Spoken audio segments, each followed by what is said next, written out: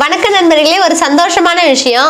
இத்தனை நாளா மிஷின் வாங்கணும்னு நினைச்சிட்டு இருந்தாங்க, ஒரு வழியா வாங்கிட்டோம். ஆமாங்க, இந்த மிஷின் வந்ததுக்கு அப்புறம் பாத்தீங்கன்னா எங்களால விலையும் கொஞ்சம் குறைச்சு கொடுக்க முடியுங்க. இன்னொரு முக்கியமான விஷயம் என்னன்னு பாத்தீங்கன்னா, நிறைய பேருக்கு வந்து ஏன் ரேட் டிஃப்ரெண்டா இருக்கு அப்படின்னு சொல்லி கேக்குறாங்க. அதுக்கு காரணம் என்னன்னா, முந்திரி பருப்பு வந்து சைஸ் வாரியா பிரிப்பாங்க. பெரிய சைஸ், அடுத்த சைஸ் அப்படின்னு சொல்லிட்டு முழு பருப்புலேயே பார்த்தீங்கன்னா 4 சைஸாக பிரிப்பாங்க. அதுக்கப்புறம் அரை பருப்பு, அதில் 4ஆ உடஞ்சது, 8ஆ உடஞ்சது, அந்த மாதிரி நிறைய டிஃப்ரெண்ட் இருக்குங்க. அதை பொறுத்து அந்த ரேட் வந்து ஃபிக்ஸ் பண்ணுறாங்க.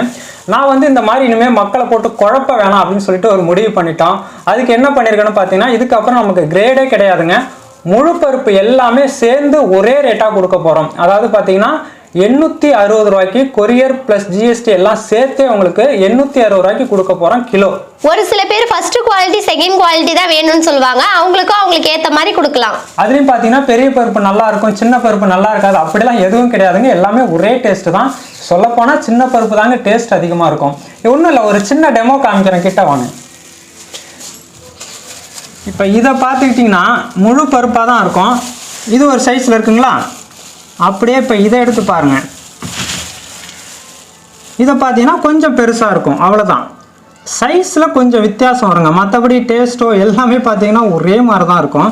அதனால் வந்து இந்த சைஸுக்கு ஏற்ற ரேட்டு அதெல்லாம் எதுவும் போடாமல் இதுக்கப்புறம் பார்த்தீங்கன்னா முழு பருப்பு எல்லாம் ஒரே ரேட்டுங்க.